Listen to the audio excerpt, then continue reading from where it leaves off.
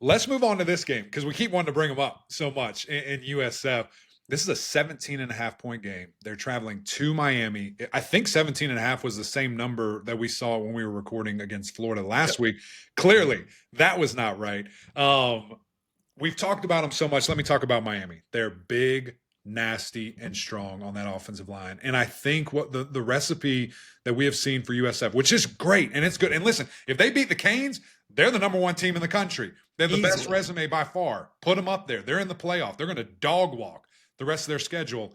I just don't think that happens. This is a locked-in team. There's no question marks on this team. There's no, what are they going to be? What are they going to do this? I think I know what they have. I know the quarterback that they have. I know the offensive line and how dominant they are in that run game. And the one question mark we had preseason that we just didn't know who it was, I thought there were bodies. We didn't know who was going to step up.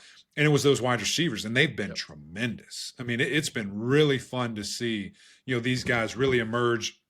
CJ making all kinds of crazy one-handed grabs, big touchdown catches, has looked really good kind of from a go-to guy, go and get it guy for Carson, like throw it up. He's going to come down with it, CJ Daniels. And then Malachi Toney, like freak show for a freshman to have the understanding of the offense that he does, to be able to really know what Carson is, see what Carson sees. I'm sure those guys are in the film room all the time.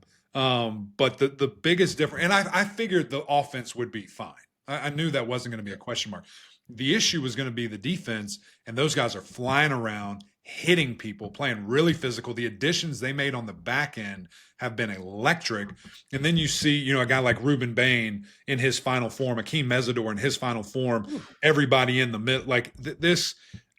Maybe I'll take USF to cover. I'm going to let you talk here for a second. Maybe you can change my mind.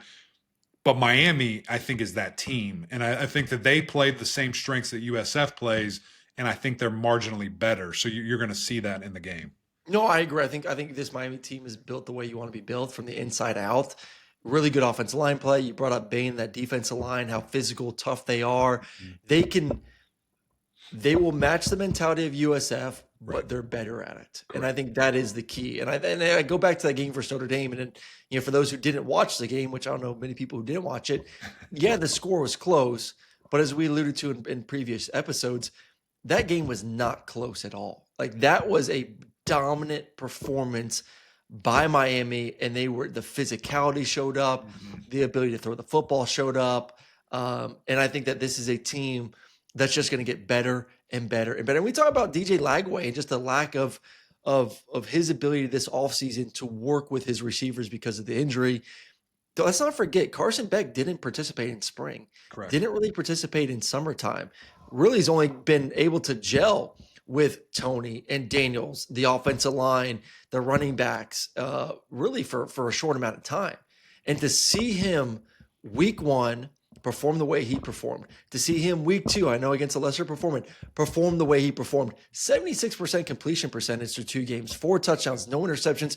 He looks like the guy that Georgia fans thought they had a year ago. And they did have a year ago. Sure. He just didn't have the guys around him that Miami has put in front of him that are going out there producing. Carson Beck is out here as a man on a mission right now.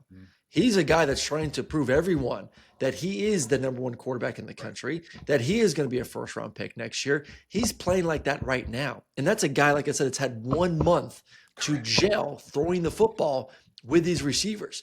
So this offense, which can dominate you in the run game, is only going to get better and better and better in the pass game. This is a complete Miami football team. Yes. This is one of the most complete football teams in America on both sides of the football. So I'm cheering for USF. I'm a Tampa boy. That's my team. And I hope they're going to be the group of 5 team. And you said it, like, you look at their schedule the rest of the year. I think th're going to be 11-1, 10-2. They'll be in the playoffs. But I think this is the point too, where you had a tough game versus, I would say, a physical game against Boise State where you whooped them up. You kicked their ass. You had a physical game on the road against Florida. How much is left in the tank now, to be honest? Yeah. I know that there's a sense of confidence for USF, but how much is left in the tank, Mac? Yeah. It's hard. It's hard to do. And listen, back in my day, we only had 2 games. It was a one first-round playoff and then the Natty. And by the time we got to that Natty, we were spent. I mean, it was hard. And we're going against, Alabama, a great team there. And so to do that 3 weeks in a row is very difficult. And listen, win or lose, we'll say lose. USF still needs to be highly ranked. They still are a very good team, and people need to understand that and value that. But that's a lot on them adding up. And we'll see. Again, as I said, if they win this game, they're the number one team in the country. But everything you just said about Carson Beck, his mentality, and speaking to him after that Notre Dame game, he knows it. He said a lot of people have been talking, and he said talk is cheap, action's expensive, and he's out there balling, and it's really fun to see. And I do agree with you. I think this offense can get marginally better as he continues to grow and his receivers continue to grow and mesh together, and timing and figuring out. There's nothing like live action to learn from and to understand how we want to do things. And so I'm right there with you. I think this is the most complete team. I think they've got a really good shot to make a statement here off a hot team in USF that has been running the table here in the first 2 weeks. And with two, formally ranked wins, it's as impressive as you get. I will say this, Mac. One, just last thing on USF. Obviously, Byron Brown's got to continue to play at a high level. No turnovers the first 2 games. He has to continue to protect it, run it. We love Golish as a head coach there at USF. I mean, this offense had 4.4 yards per carry versus Florida, which is a good defense, a really good physical defense. So, they can do it. He can do it. He's a big body. He's hard to bring down. He's going to have to continue. I think his mindset needs to be, I just have to physically get through this game, running the football, and then it's going to get easier after this because I'll be going against guys that are not as big as some of these big boys in the SEC and ACC. So I do like him at the quarterback standpoint. What do you think they do? Do you think we've talked about the tricking stuff? Do you think they have? Do you think USF, just what we've seen, has to get some breaks? Has to be kind of tricky, or do you think they will literally line it up and say, we think we're better than you, we're going to run it down your throat?